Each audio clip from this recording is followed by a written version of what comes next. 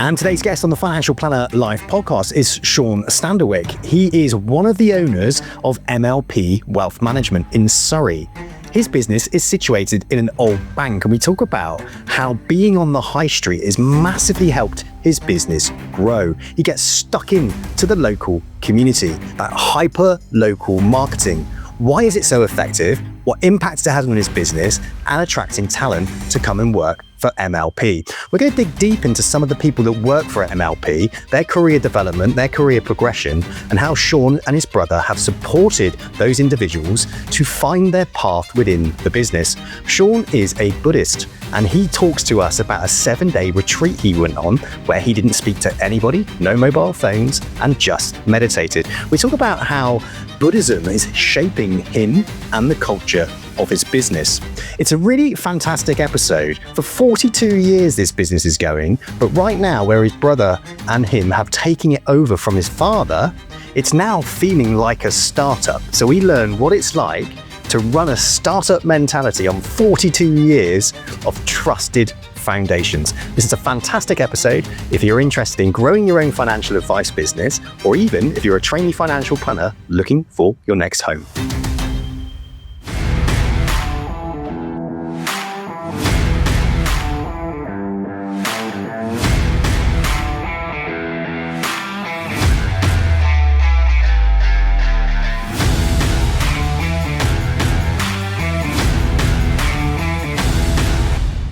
Hi, Sean. Thanks for joining me today on the Financial Planner Live podcast. How are you? I am well, thanks. It's great to be here. Looking forward to this. Fantastic. All right, Sean, obviously I've seen you on LinkedIn. You've been getting yourself out there quite a bit, and I think we've touched base a few times via messages. I was really impressed with your Christmas display window in your business on the high street. Did that get a lot of clients interested in walking through the door at all? Well, you know, there's many things that make people walk through the door, but we do get a lot of feedback from locals that even just walking their dog in the morning, they really enjoy looking at the windows. So it cheers them up. We have children stopping, pointing, there's local school, and it just provides a little bit of cheer and it's a bit of fun. So yeah, it's a compounding effect of things like that with everything else we do. Oh, I love it. I'm really into that whole hyper-local field. Been speaking to a lot of businesses lately who really want to position their companies as being like the number one financial planning company in the town or in the city or in the region. When you think about your financial planning business situated on the high street, very busy, affluent area, do you position yourself as being a national firm and growing clients across the UK, or are you trying to dominate locally? Yeah, so actually, really good question. We came up with a business plan with the whole team. So we all sat down and we did it. And one of our goals was be the local go-to financial planning firm to be known everywhere locally. You know, Richard Branson speaks about this and he says, get known and maybe not dominate, it's not the right word, but get really well known locally, expand it then regionally, nationally, and then internationally. And so, yes, it's something we've been really keen on doing and really important to us. Oh, I love it. One of the things that I loved the most about our pre-podcast call was your business feels like a startup, but on the foundations of a great deal of history and trust, because the business has been around for nearly 42 years. Correct. So my dad set it up originally 42 years ago. You know, there was a lot of hard graft there. He started knocking on people's doors, selling them savings product. I saw him last night. We were talking about this. And you know, the business has grown and we've got to this point now where we're in this really exciting position because we've got that history, we've got the heritage, but me and my brother took over 2.5 years ago, although we've been here a lot longer. And with that, we've got this real drive to take things to the next level. We don't rest on our laurels. And, you know, it's just such an opportunity. The average age of an advisor is 59. There's such an opportunity for young people in the industry. I think there's a problem that people don't realize what a great career it is, or maybe that it is a career. So yeah, that's something we're keen on getting out there. No, well, you're on the right channel then for that, because this is what we're all about. The Financial Planner Life was set up to be able to create a window into what it's like to work within the financial planning profession, not only to attract new talent into it and help reduce that advice gap, which the numbers aren't really shifting massively. They're still not shifting, but also to educate those already in it about how to potentially progress within your career. Because again, there wasn't a great deal of content out there about career development within financial planning as well. So just tell us a little bit about your own personal journey. You're a business owner, right? You're managing a business now. How much is under management of your business currently? So currently it's about 240 million that we've got. Yeah. So 240 million, that was your dad's business. You've been working with your dad for how long before you went through like a management buyout? About 7.5 years, I would say. So I came on, as I said, I was self-employed. We didn't have any structure there. It was just me, obviously with family, right? So it's a little bit different. But I was just constantly going up to him, asking questions. I just given a desk, right, get on with it and, make it work. But he was there for me if I had questions, my brother likewise. But, that gave me a massive shortcut to learn something he learned over decades and decades of experience that I didn't need to do because I could just get all the answers quickly. And so very quickly, I caught up. Whilst I had experience in financial industry, not in the financial planning industry. So I want to go back to this kind of, so it's you and your brother that have come together now to manage the business. What's the name of the business again? MLP Wealth Management. Okay. So you're coming in on the back of a 42-year foundation. And what approach are you taking to this business now? Are you coming in there with a fresh pair of eyes, a fresh energy?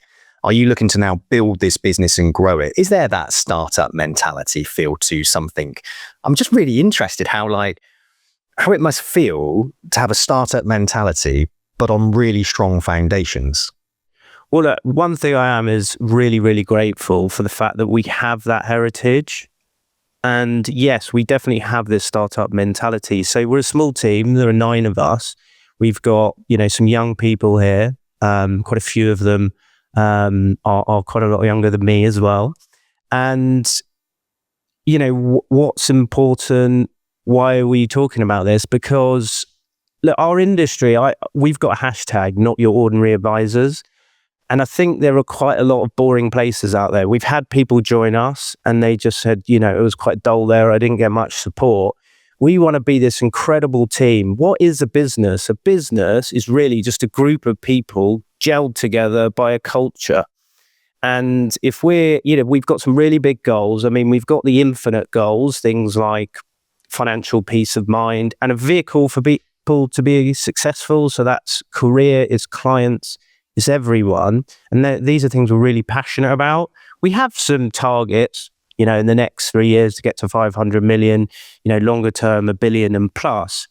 What's really important though, and I think we talked about this when we spoke the other week, is that at the core of what we do is looking after the client. You think of Ronaldo. Yeah, he's an incredible football player and he's got this massive personal brand. But if he was a poor football player, it would all fall apart. And that's the way we look at it. We don't want to grow in such a way that we take our eye off what we do. And at the core is just giving top advice, looking after our clients. But, we'll probably get into it. But there are a lot of things we're doing when you talk about being a startup where the team are heavily involved in the process of the business growing with ideas, etc. So, yeah. Oh, I love that. Just tell us a little bit about how you get that team involved then and you work collectively as a unit to be able to A, deliver an amazing client experience, but B, help those individuals actually grow as well and progress within their career and help the business push forward. How are you doing that? What do you do? Do you have like one-to-ones? Do you have weekly kind of huddles? What type of things are you doing to include those people that work within your business to be aligned to the goals that you have as business owners? Yeah, and do you know what? That's key, being aligned. One thing about my brother and I that I noticed was we had to negotiate the deal to buy the business. It wasn't a handover. It took 1.5 years. It's difficult. It can be when it's family. When our interests were aligned to do that, everything fell into place. And that was a wake-up moment for me. So first of all, I mentioned we have a business plan. If I came to the team and said, right, everyone, we're doing this and this, they're not going to buy into it, right? So yes, there are some high level decisions we need to make and be leaders, but we want them involved in the plan. And you know what? They have some incredible ideas that we never think of. So we have a monthly business catch up, a meeting in which we all have different roles that people step forward to, take accountability for. And then we go through things and we mix up these business meetings. They were getting a bit stale, so we had to change what we were doing there. In terms of the people themselves, yes, we do some one-to-ones. I'm also a fan of just regularly checking in. Before I came on here, I was downstairs making a coffee. James, our advisor who came on as a trainee, we're having a chat in the kitchen, and he's just had his biggest month ever in terms of new business. And I said, why do you think that is? And he said, well, it was the change that you made and me managing fewer clients. The problem's never been the opportunity, but now I feel I've got a more manageable client bank where I can make sure I review them as regularly as possible, but then stay on top of the opportunities, and I'm not getting distracted as well. So it's a mixture of the one-to-ones, the regular check-ins, how are you getting on, what's going on there, amongst other things, and recognizing them as well. I said to him, my first comment was, oh, you've just had a really good quarter, well done. Just saying that, people feel proud of what they're doing. He should, he's doing really, really well. He's grown so quickly and matured a lot as well. And it's just amazing and to see, and, without sounding patronizing, I'm really, really proud of him, I think businesses that are investing in trainee financial planners need to be champions. So let's just talk a little bit about James's journey then. So where did he come from before he came to your business, and how you approach bringing on a trainee financial planner? It sounds to me like you give them a client bank. Is that the case? Do you employ them? How do you train and develop them? Is it outsourced? Tell us a little bit about the process of bringing on someone like a James into your business, and how do you get them up to, getting the best quarter that they ever have done? So James, if we talk specifically about him, first of all, everyone is employed here. We don't do self-employed anymore. It's what people want. It's the right thing. It gives them the support they need. And that's what our business model is. James was at a firm where it was around COVID time. He was just left to his own devices. He was sitting at home, barely earning any money. He managed to get himself fully qualified, and he just didn't know what to do. He was promised that he would get support, he would get training. He got one meeting where he was shadowing. So when he interviewed here, we told him what we were looking to do. And he said, this is exactly what I want. At that time, my father was still in the business. So he had him to learn from. He had my brother and he had me. And he came on, we said, look, you're going to have to start in administration. You're going to be a trainee.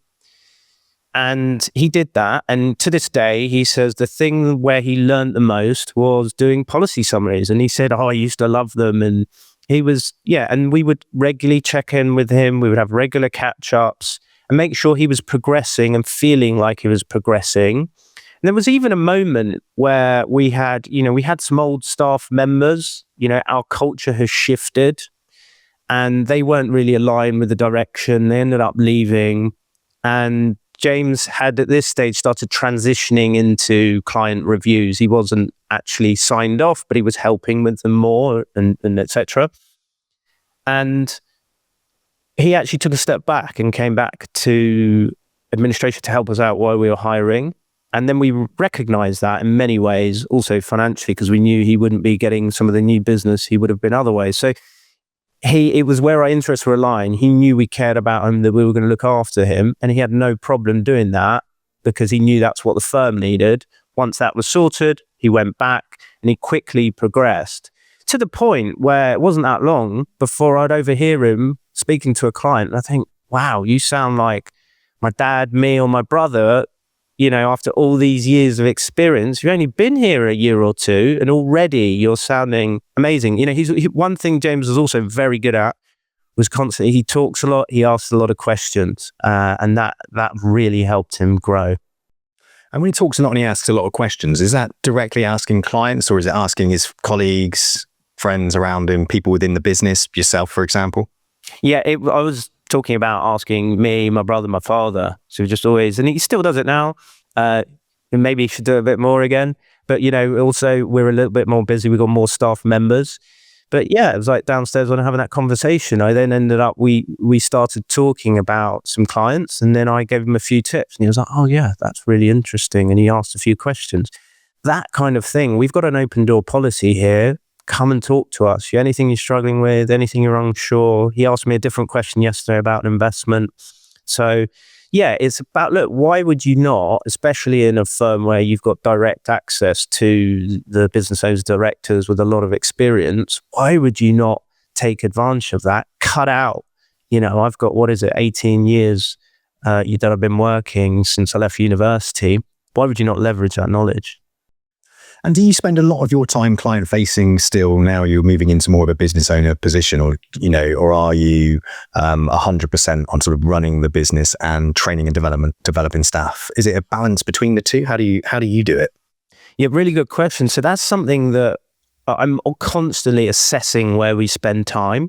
And one thing we realized recently was not spending enough time with clients. So yes, I have a client bank that I'm managing. It's not as big as theirs. And me and my brother tend to look after the bigger clients. We take on all the new inquiries, but it's actually, it's potentially, or certainly one of the most fun parts of the job. And it's really important at this stage where we are with the business that we are heavily involved with that. We don't want the business to rely on us 100%. I think if you can have a really successful business, it needs to run while you're not there. We're not there yet, but it is important. And, with where we are in our journey, that we are spending more time with clients. So, there are probably, what we talked about with my brother, what is it? That there are probably 3 things we should be doing. We should be clients, and that means looking after clients. Bringing on new clients, and also staff. So that's staff in the firm, but also recruiting. We've been on a recruitment journey almost constantly, certainly over the past few years. And that's really important because you need to get the right people. It's all about the right people. So that might come at a time where you're not looking for that role. Okay. So what are some of the challenges you've had around recruitment then? Because it's a tough market to recruit in. How have you approached it? Have you had much success? And what sort of challenges are you coming up against? Do you know what? The hardest thing about running a business is managing people and finding new people and bringing staff on. We've made mistakes. We've taken on the wrong people where it didn't work. I've learned myself as a manager as well how to manage people. But we've got to a point now where we're constantly improving, and we constantly try to. I think you've got to be realistic, though. And again, I like to speak to people who've got more experience than me. I even spoke to a recruitment agent last week, and they said, when I recruit, I still don't get it right every time. Yeah. So, but we would just want to minimize. So it's that thing of hire slow, fire fast. Look, we don't want to be firing people. That's where we don't want to be. That's why you hire slow, right? So, yeah, there have been challenges. There have been people that didn't work out. We had one case of where someone ended up being quite nasty, and they were still in their probation. At that point, we can't have that in our team. It's like a disease. It infects people. So we just had to unfortunately let them go. It's a horrible conversation to have. We do not enjoy it. But what we've also let things slide over time. And it builds up and it builds up. So now we've got to the point where at a much quicker rate, we will realize if they're the wrong person. Plus, we've got the experience of taking the wrong people to know who they are. Learn from your mistakes. And what about sort of career development plans? Have you created a career development structure? Do you sit down in front of someone and say, look, if you join our business, this is what the roadmap looks like. And by the way, here's some people that have gone through the process. Maybe you should sit down with them and have a conversation. They'll tell you firsthand where they are on the journey. Do you have something which is quite visual, which is a guide? Because I know that people massively value being able to see, and I used to do it in my own recruitment business.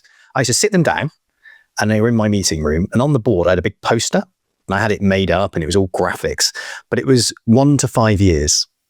And someone, I would say, oh, I'm just going to go get a coffee. Do you want a coffee? And they're like, yeah, great. I said, I'll be back in 5 minutes. But whilst you're waiting, have a quick look at that over there. That's our career roadmap. And it would kind of articulate all the things that they could do along their journey and how their salary would change, how their bonus would change, if there was any incentives or benefits, when would they come in?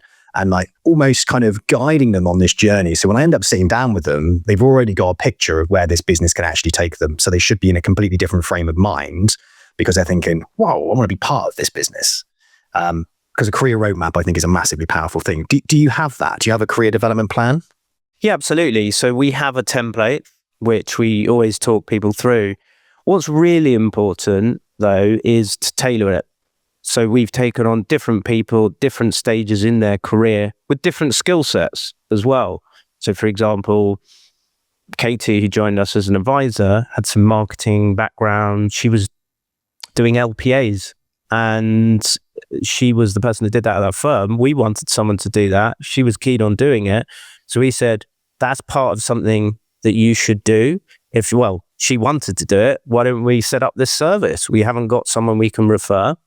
And that's also a really interesting story because within her probation period, she was pitching everyone internally, explaining to them what it is, how it works, how we should explain it to then pass it over to her.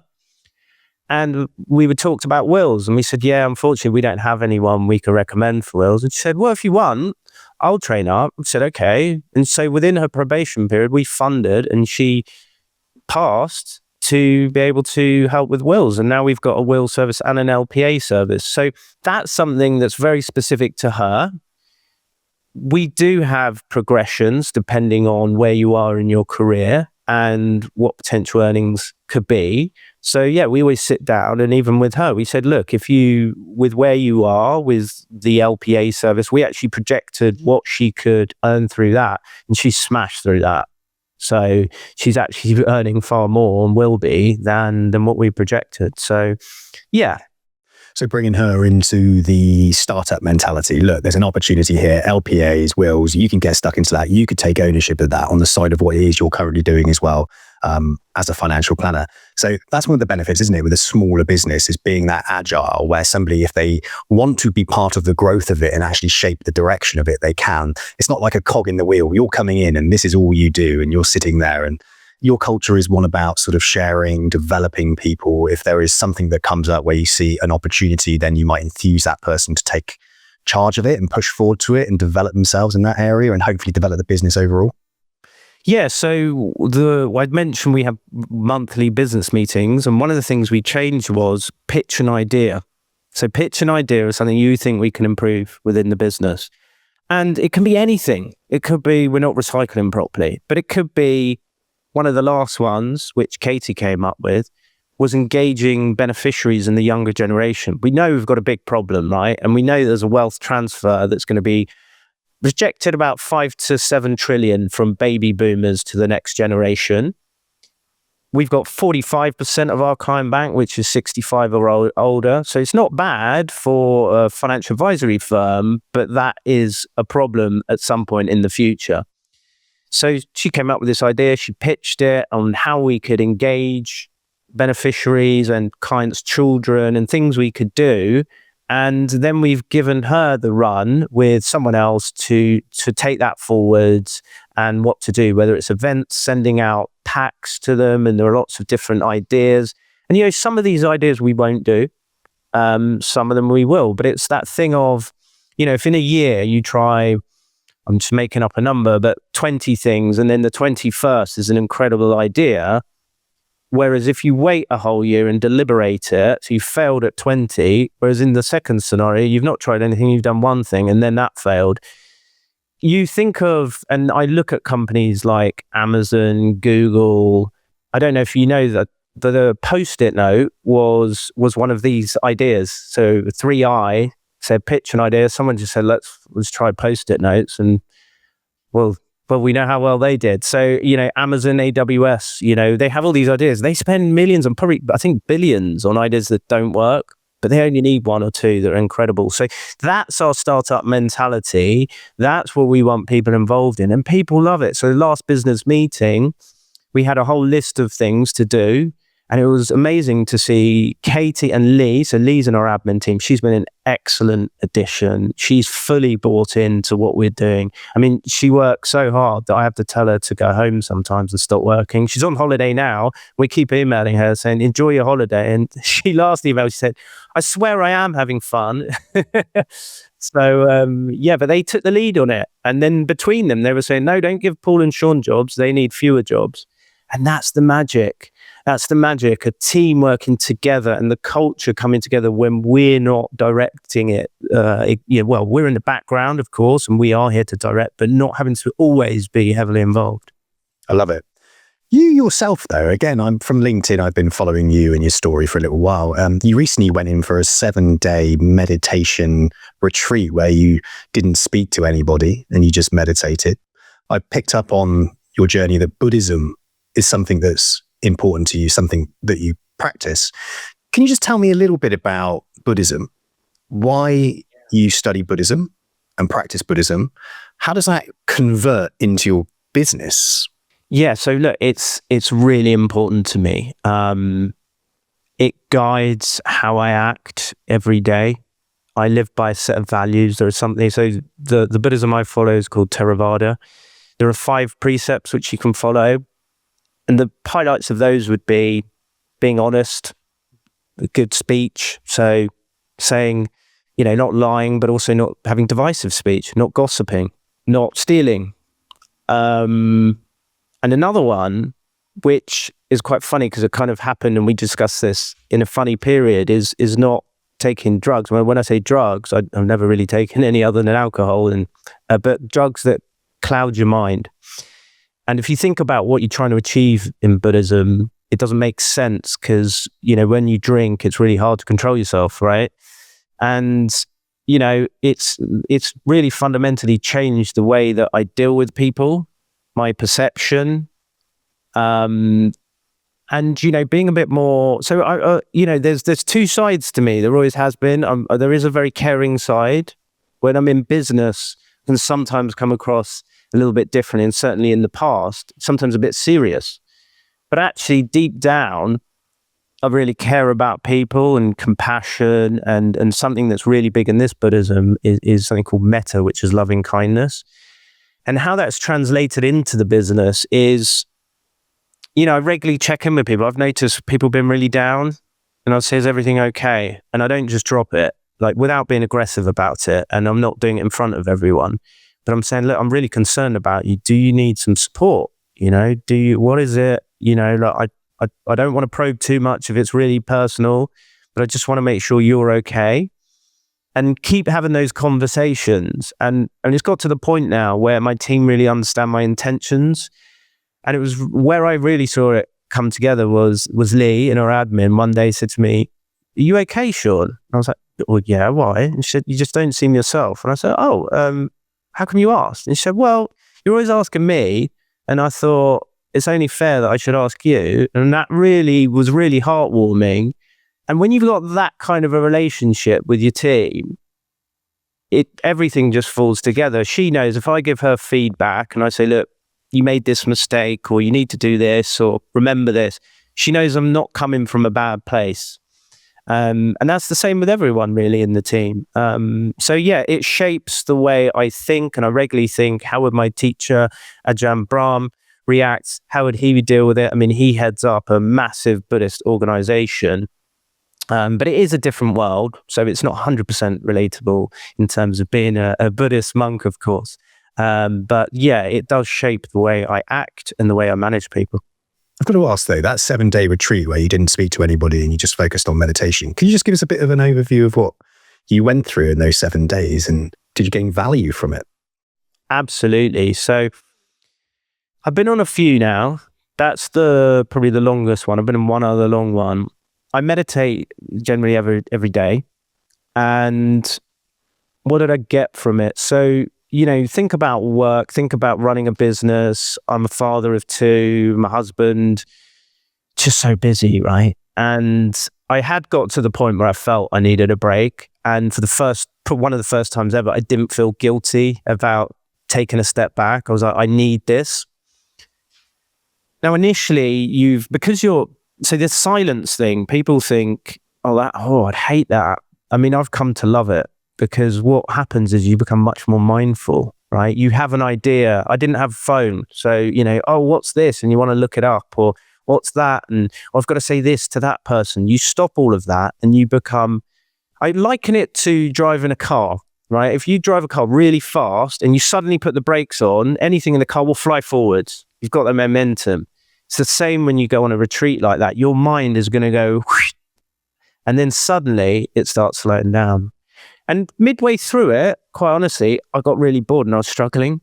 And I started to think about my family, getting excited about seeing my children. And I was like, that's not why I'm here. Because I'm supposed to be in the moment, right? And actually, it just also taught me to be okay with that. The moment will pass. Because you can, it's really easy, and you start noticing, giving yourself a hard time about things.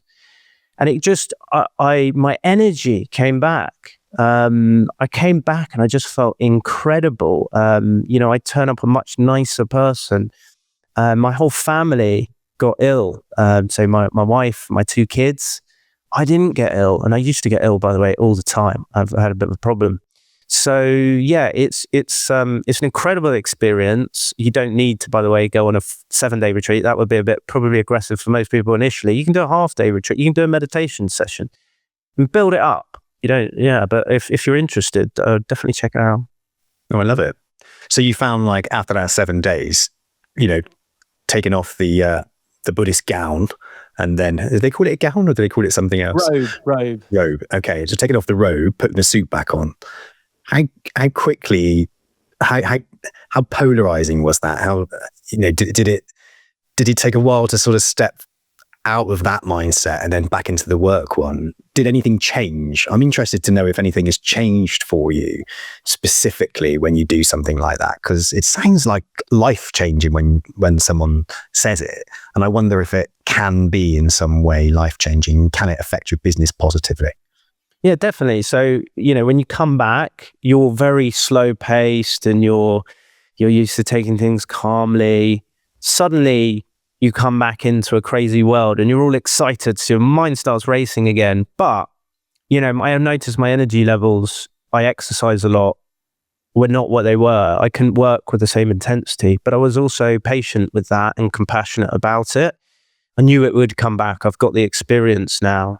In terms of, yes, it is, I just noticed things like, there were some stressful moments that were happening, but deep within me, I just felt this real peace. So it was like I realized there was something stressful, and I realized it was a thought, but actually within me and within everyone, there is this deep peace. And if you learn to connect with that, and the more you connect with it, then that's only going to be positive for everybody. So yes, but it's also, again, it is a compounding effect. But I feel like that particular retreat had a massive impact. And, I'm keen to go back. It's not easy though, right? I've got to be honest. You say, well, I've got to take this time out of work, family, etc. But, I've come to realize it's actually an investment. Yeah, I love that. Well, I love your openness around it as well. As a leader of a business, talking about, the power of meditation, values, belief, taking time out for yourself to recharge those batteries and look at things from a different perspective, I think is hugely healthy. So, if I was on the outside looking into your business as wanting to go and work for somebody, I think I'd want to work for somebody that has those values. And to me, it's, it's super interesting that you care about that. And you can see how that transcends then into your business, because you care about others and the development of people. You're interested in them, how they are within the company, how you are as a manager. You're looking for that feedback and you're looking to change as you go. It's not your way or the highway, which I think is, it's a nice way to articulate your culture through your own personal journey. It's interesting. It's not a cookie cutter type, approach to being a leader within the business, which I love. One of the things that we did talk about as well, which you're a high street business, right? You are on the high street. Okay. You've got your, lovely Christmas display window that people see and they walk within. You've got this business that was from an old bank, wasn't it? And it's got an old bank vault in it. Tell us a little bit about that bank vault first, actually, 'cause that sounds really interesting. Yeah. So look, we've got a real experience when you come into the office. We are an in-office culture. When clients walk in from the high street all the time with large sums of money, but you walk through the office, you get a warm welcome. We've also, got some really nice desks, and we get, a really friendly staff who welcome you in. We bought a really special coffee machine. We invested in that. We've got barista training. So you come in, you sit in the waiting area, which my wife designed. She's an interior designer. That's something else we added. And then we have some nice jazz music in the background. We give you a nice menu. So you choose your drinks like you're at an afternoon tea place. We've got Harry, who recently joined us, who worked in a really nice hotel. So he comes in with his tray and he does all this presentation. But it's just making people feel a little bit special. And I think in a world where, AI and online, this is what people want. And then you walk through and we've got the vault room. So it was an old NatWest bank. And we've got the original vault doors there. So we've got two massive, really heavy doors. And, when we redeveloped this place, most of the investment and time was spent in there, had to have diamond cutters. I mean, you think about how safe those rooms are. It wasn't very nice in there. We had to put windows and things, and we knocked a wall down because half was the safe, half was the vault. We've now got this really nice, exposed brick, vault doors. One of the doors we've exposed so you can see the internals and it all opens up. And yesterday I had a new client in and I showed it and I opened the door and they love it and they really enjoy it. And it makes just a really nice place to work. We all love it. And that's the vault. We say, right, we'll book the vault and it's the name of the room and people ask about it. And, because we are local, a lot of people also who banked there many years ago and they say, yeah, I used to bank or I know someone who did or yeah. So that's really important. It's all part of the client experience. There's many things we do, but yeah. What about the local marketing? When we look at like hyper local marketing, some people sponsor football teams or they advertise in, local newspapers or are involved in putting on events locally. Do you subscribe to that? Do you get stuck into the community? Is that something that you do? Yeah. And that's really important to us. I feel, or I know that local businesses are the backbone of the local community. So we've done a number of things. We installed a defibrillator on the side of our office. We all then had training. We've had 2 sessions on that. And we also had a first aid training. So we've actually had 3 kind of life-saving, potentially sessions.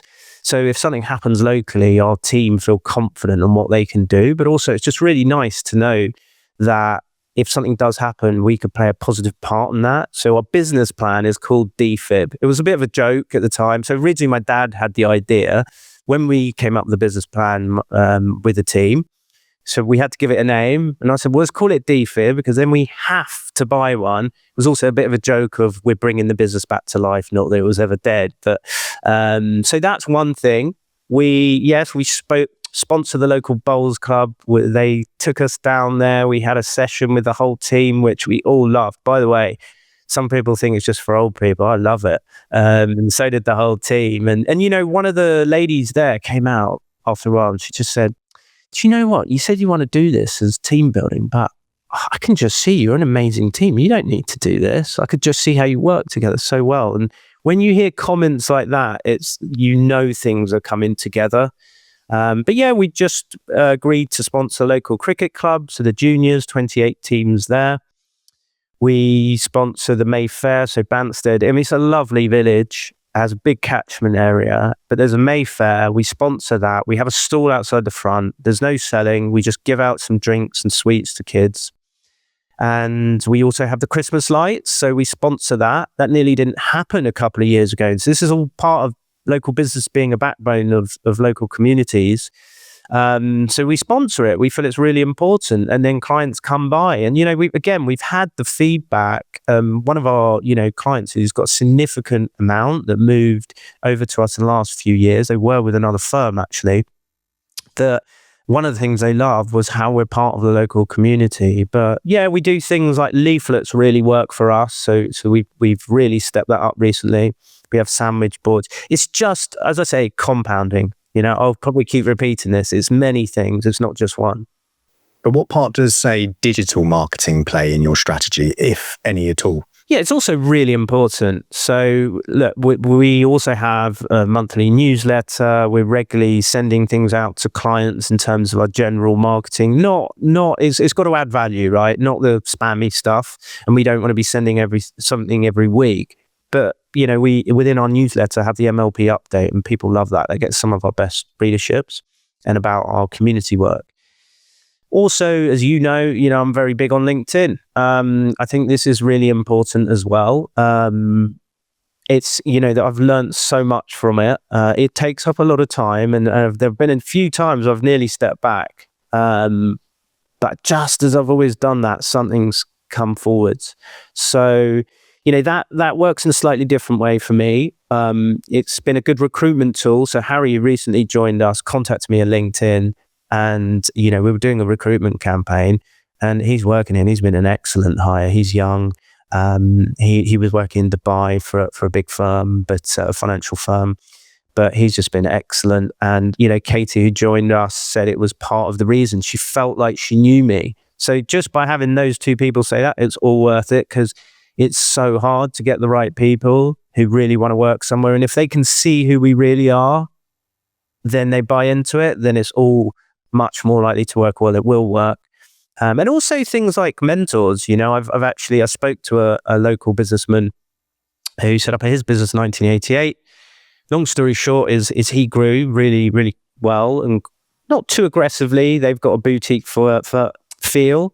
They really got taken over by another company, and now 2 billion under management. Now, that's not something we want to do, but he was giving me advice. He just jumped on a Teams with me, and he's coming down in January to have a chat with me. These are the kind of opportunities which you just don't necessarily find. And in the modern world, I think it's really important to keep social media in check. I was not on any social media, by the way. I was extremely uncomfortable with putting all these personal things out there. You have to get over that. But it overall, it's a net very positive result. I think you come across really well, Sean. I think you're a leader that's willing to put themselves out there on a personal basis. And I think if you're going to build a strong employer brand, and a strong brand for clients as well, I think you need to be true to yourself and be really authentic. And I think you tread that line really, really well. I mean, if someone's thinking about joining your business, they're going to look at who you are and can I work for that person?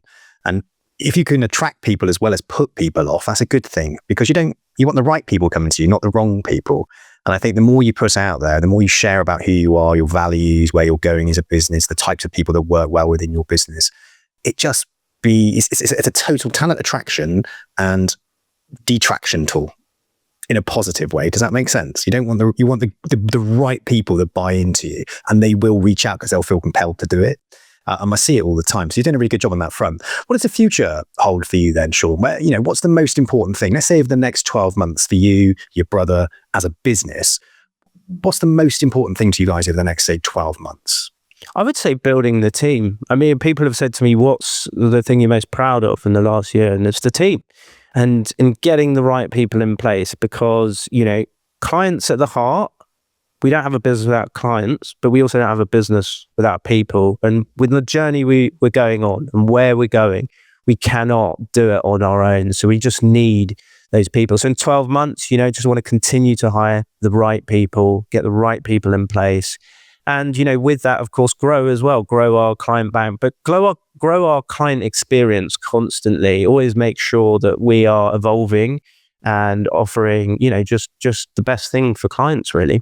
Fantastic. And what type of person, let's just break it down here, over the next 12 months, what are you looking to hire? Who specifically? They could be listening to this episode right now.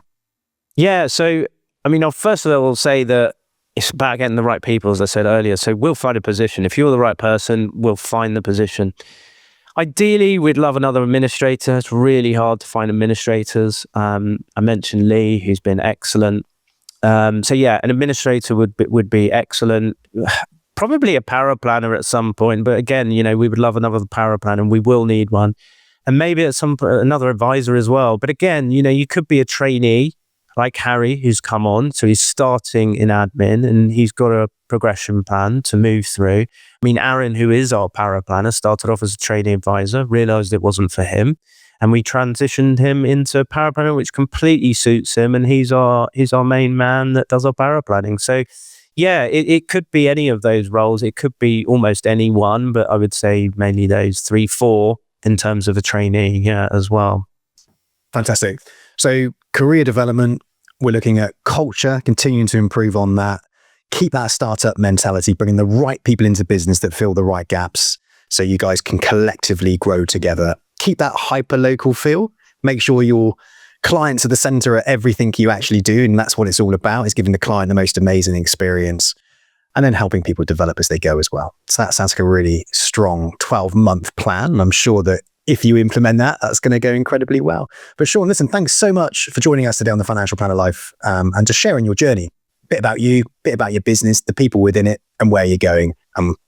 Most importantly, about the culture side of it. I love the fact that you're into Buddhism. I think that's really cool. I've never had anybody on the podcast as well openly sort of talk about that. And I think it's such an attractive trait for a leader within a business to have. And I think it should really sort of attract the right people to your business who share the same philosophy.